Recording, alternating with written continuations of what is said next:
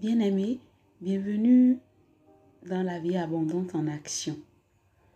De par cette chaîne, nous aurons des temps d'évangélisation, des partages pour exhorter, pour étudier la parole de Dieu, enseigner également conformément à la source de la vie abondante, l'auteur du salut éternel, qui est notre Seigneur Jésus-Christ.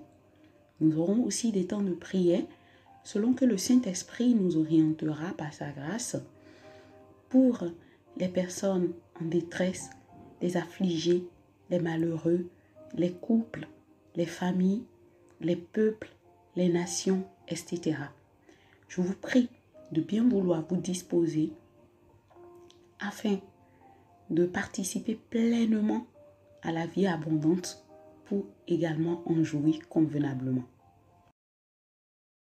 Bien-aimés, nous disons gloire à Dieu. Merci pour qui il est. Merci pour notre Seigneur Jésus-Christ aussi, notre référence, notre modèle parfait.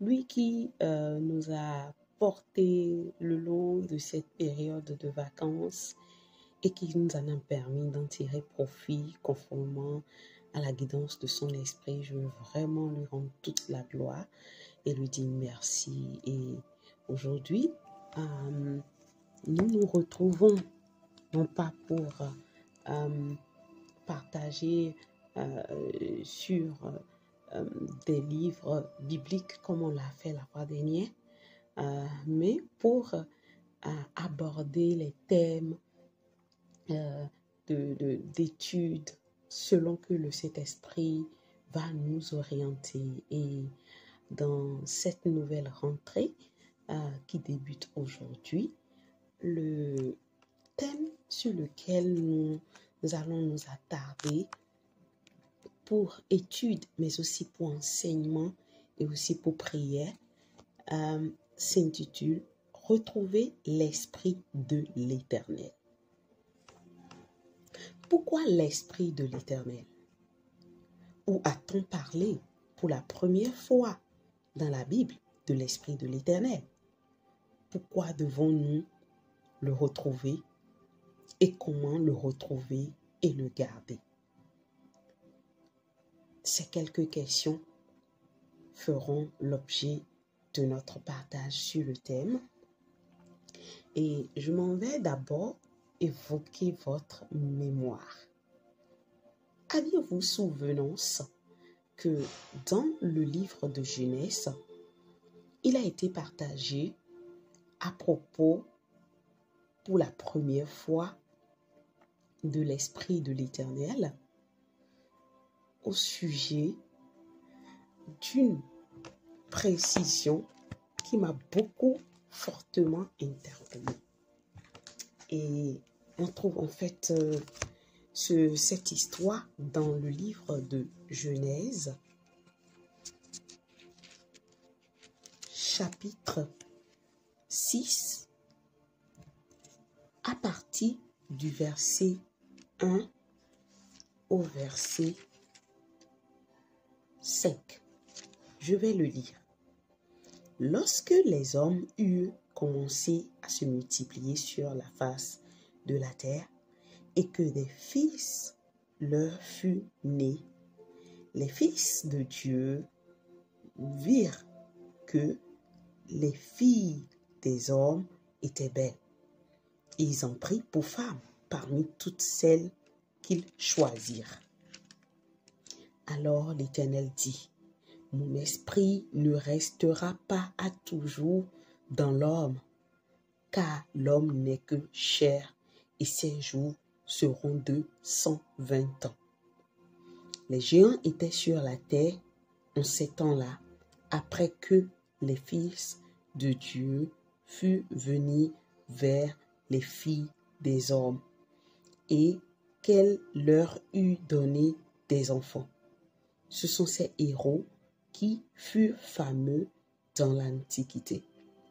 L'Éternel vit que la méchanceté des hommes était grande sur la terre et que toutes les pensées de leur cœur se portaient chaque jour uniquement vers le mal. Je veux continuer vers le verset 6 et 7. L'Éternel se repentit d'avoir fait l'homme sur la terre, et il fut affligé en son cœur. Et l'Éternel dit, j'exterminerai de la face de la terre l'homme que j'ai créé, depuis l'homme jusqu'au bétail, aux reptiles et aux oiseaux du ciel, car je me répands de les avoir faits. Amen. Et donc, ce texte nous indique comment les fils de Dieu se sont tournés vers les fils de l'homme. Alors, j'aurais pu prendre le temps de repousser dans le chapitre 5 en guise de lecture. Cependant, j'ai jugé mieux de m'en abstenir, voilà, à cause du temps. Et je vous laisse vous aussi le soin de retourner un peu plus en arrière et passer un peu plus de temps dans le 5e chapitre avant le 6e pour mieux comprendre. Car c'est là que vous pouvez discerner qui étaient les fils de Dieu. Les fils de Dieu ne sont rien d'autre que les enfants que Enoch a eu après son aîné Méthuselah. Quelqu'un me dirait, mais comment est-ce que tu le sais? Bien-aimé, quand nous lisons la parole de Dieu, nous la lisons, c'est une chose, mais autre, c'est qu'il est très important de se laisser instruire, interpeller, questionner par le Saint-Esprit. Et face à cette grâce que j'ai eue, l'Esprit de Dieu a ouvert mes yeux pour m'indiquer, lis-le bien, Balbine. Tu verras que après que Enoch ait eu Méthuselah, son aîné, la Bible dit qu'il s'est consacré. Il y a certains versets qui disent qu'il s'est consacré à Dieu. D'autres versions disent qu'il a marché avec Dieu. Et après, il a eu d'autres fils et d'autres filles. Alors ça doit vous rappeler quelque chose. On le sait pertinemment que tout enfant né hors du mariage dans le monde spirituel n'est pas un enfant agréé de Dieu. Excusez-moi de le dire de façon crue ainsi, mais ce sont les choses que le Seigneur lui-même m'a révélées. Et dans ce temps-là, quand vous lisez très bien dans Genèse chapitre 5, vous allez d'ailleurs constater qu'il y a beaucoup de ces patriarches qui ont eu une existence de vie de plus de 200 ans. Ils sont partis jusqu'à 900 ans. En lisant, vous le comprendrez.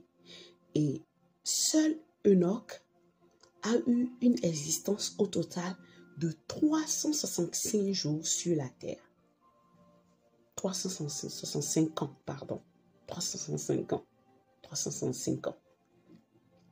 Et en dépit de cette courte durée qu'il a eue, il a quand même eu la vigilance, le réflexe de chercher Dieu. Parce que pour marcher avec Dieu, il faut d'abord avoir cherché. Il faut d'abord l'avoir cherché, il faut se tourner vers lui. Et quand il a fait, Dieu a béni en fait sa postérité. Donc, vous me direz, mais attends là, Balbine, qu'est-ce que tu es en train de me dire? Est-ce à dire que tous ceux qui l'ont précédé n'ont pas su marcher avec Dieu? Et je vous dirai exactement, aucun d'entre eux n'ont marché avec Dieu. Ils ont tous vécu leur vie en dépit de la longévité qui découlait de l'Esprit de l'Éternel, sans pour autant se tourner vers lui. Et c'est là qu'on en vient à la deuxième question qui dit, pourquoi alors l'Esprit de l'Éternel? Oui, l'Esprit de l'Éternel, parce que qu'il vous souvienne que quand Dieu il a créé l'homme, il l'avait créé à son image. il a créé pour vivre éternellement. C'est à cause du péché que l'homme a connu la mort. Et d'ailleurs, pendant ce temps, on remarque que, en dépit du péché, Dieu n'avait pas eu soin d'écourter en fait la vie de ses créatures malgré tout. Et c'est dans le chapitre 6, suite au dégoût qu'il a ressenti face à l'union des fils qui étaient les siens avec les filles des hommes, qu'il a dit qu'il réduit la durée de vie de l'homme à 120 ans. Est-ce que vous me comprenez? Donc, c'est là où on comprend en fait que c'est à ce moment-là que Dieu a brisé l'alliance de la longévité qui était rattachée à l'homme en tant que créature de Dieu.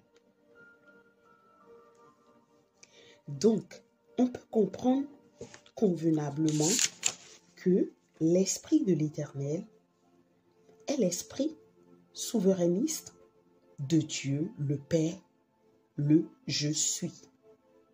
D'ailleurs, quand il s'était présenté à Moïse, il a dit, et le Seigneur Jésus-Christ aussi s'en est aussi ainsi présenté. Et d'ailleurs, dans le livre de Ésaïe chapitre 11, on y trouve, dans l'apparition, la prophétie messianique, d'Ésaïe, il a su préciser que l'Esprit de l'Éternel sera sur lui. Et c'est en lui que réside l'esprit de la sagesse, l'esprit de l'intelligence, l'esprit de la connaissance, l'esprit de l'obéissance, l'esprit de la crainte de l'Éternel, l'esprit de force et l'esprit de conseil. Donc, s'il n'y avait pas eu désobéissance et s'il n'y avait pas eu, en plus de la désobéissance du jardin d'Éden, l'union des fils de Dieu, c'est-à-dire les fils que Dieu a donnés à Enoch après sa consécration avec Dieu, si ces fils ne s'étaient pas alliés aux filles des hommes qui ne se sont pas consacrés à Dieu, la longévité aurait été permanente. Et c'est là qu'elle a été brisée. Et plus tard, dans l'Ancien Testament, avec les Moïse, le Seigneur l'a encore réduit presque à sa moitié, et même un peu plus, à 70 ans. Il dit les plus robustes, 80 ans, ils en seraient. Mais grâce soit rendue à Dieu le Père, qui, dans sa grande miséricorde et son amour, a su tout réorchestrer. Et suite à cette prophétie messianique, effectivement, la terre, l'humanité a eu le privilège d'avoir le Fils de Dieu. Et depuis ce temps, Dieu a disposé tout homme qui vient sur la terre, qui a une conscience en lui, détient désormais l'Esprit de l'Éternel. Parce que la Bible dit que la conscience de l'homme est comme une lampe que Dieu a mis en homme pour l'éclairer. Et c'est quand nous recevons en fait le Seigneur Jésus-Christ comme Seigneur et Sauveur que cette lampe, elle nous illumine entièrement. Donc, quand nous évoquons en fait la véracité de cet acte de bravoure, d'amour, de gloire, de bonté, de beauté que Dieu a usé envers l'homme, on voit que l'homme n'a plus droit à l'erreur. Quelle erreur? Il ne faut pas que l'homme meure sans rentrer en contact avec le Sauveur. Dans le livre de Joël, chapitre 3, versets 1 à 2, quand nous le lisons, nous voyons comment il est dit que je répandrai, le Seigneur éternel dit, je répandrai mon esprit sur toute chair dans les derniers temps. Et j'ai eu soin d'ailleurs de l'écrire dans mon premier livre, Les ouvriers de la grande moisson, que c'est le Seigneur Jésus-Christ qui est le premier ouvrier de la dernière heure. Quoique, on peut dire que Jean-Baptiste reste son précurseur, le Seigneur Jésus reste le premier ouvrier en tant que modèle. Et pour en venir à la question de pourquoi devons-nous retrouver l'Éternel, on doit retrouver l'Esprit de l'Éternel parce que sans lui, nous ne sommes rien. Blaise Pascal pouvait dire en fait que si je le cite et que je le citais mal, ne m'en tenez pas rigueur, il dit qu'il y a en fait un vide qui est sous forme de Dieu dans le cœur de l'homme. Et si nous ne retrouvons pas cet esprit, eh bien ce vide demeurera. Ce vide ne sera pas comblé.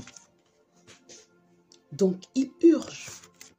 Êtes-vous homme, femme, encore sur cette terre, enfant, ado, jeune, grand, et que vous entendez ma voix, ou que vous entendrez plus tard ma voix, et que vous n'avez pas encore eu la conscientisation de cet esprit pour l'entretenir et vous laisser conduire par lui en Jésus-Christ. Il urge de le faire parce que le temps passe. Le temps passe et le temps de l'homme sur la terre tire vers sa fin.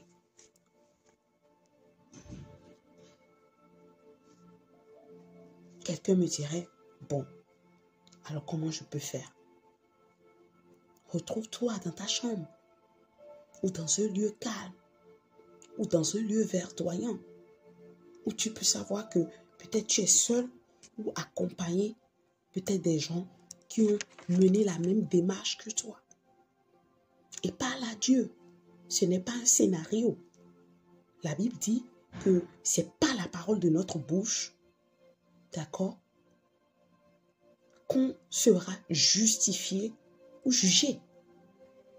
Donc, si en vérité, tu parles à Dieu pour lui dire, je veux ton esprit, je viens de l'apprendre que tu l'as réactivé en Jésus-Christ et quiconque croit qu'il est ton fils, quiconque croit que c'est toi qui l'as envoyé pour le salut de l'humanité et le reçoit, c'est-à-dire accepte qu'il soit activé en soi, est sauvé. Et je veux faire cette démarche. Je veux la mener, cette démarche. Je veux que cette lampe en moi soit allumée. Et je veux, maintenant que tu m'indiques où aller, dans quelle église, ou dans quelle communauté chrétienne, ou église de maison à laquelle je peux me joindre pour alimenter ce feu. Et cette fois, il va répondre. Il vous répondra certainement. Parce que sa volonté est que l'homme ne meure pas, d'accord, sans activer cette lampe-là en elle. Alors peut-être que vous êtes disposé à le faire avec moi aujourd'hui. Eh bien moi, je veux vous accompagner dans la prière. Je veux prier avec vous. Dites-le avec moi. Dieu créateur des cieux et de la terre, j'entends ta voix. Et je crois que tu es l'existant. Et cet existant que tu es en moi, je refuse de mourir sans en vivre avec, sans rentrer en connaissance avec. Aujourd'hui, je m'ouvre à toi. Allume cette lampe en moi. Active cette vie éternelle de l'existant que tu as en moi. Pardonne tous mes péchés. Pardonne tout acte que j'ai commis consciemment et inconsciemment. Et aide-moi à me laisser guider par ce véritable esprit qui est le tien en moi. Merci parce que je crois que tu m'entends. Au nom de Jésus-Christ, je viens de prier. Amen.